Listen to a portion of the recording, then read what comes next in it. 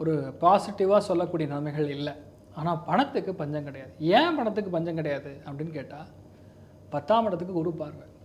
தொழில் ஸ்தானத்துக்கு குரு பார்வை இருக்கும்போது நீங்கள் பிஸ்னஸ் பண்ணாலும் சரி, வியாபாரத்தில் இருந்தாலும் சரி, வேலை பார்த்தாலும் சரி, அதில் உங்களுக்கு ஒரு லிஃப்ட்டு.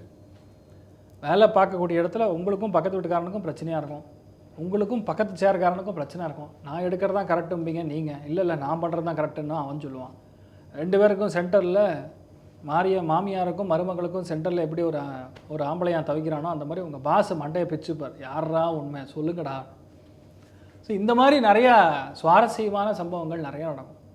நிறைய ஸ்தானம் சொல்லக்கூடிய 12ஆம் இடத்துக்கு டைரெக்டாக குரு பார்வை கிடைக்கிறதுனால உடம்பில் இருக்கக்கூடிய பாதிப்புகள் நிவர்த்தியாகும். உங்கள் உடம்பில் இருக்கக்கூடிய பாதிப்புகள் நிவர்த்தியாகும். கழிவுகள் போகக்கூடிய பாதைகளில் இருக்கக்கூடிய பிரச்சனைகள் நிவர்த்தியாகும்.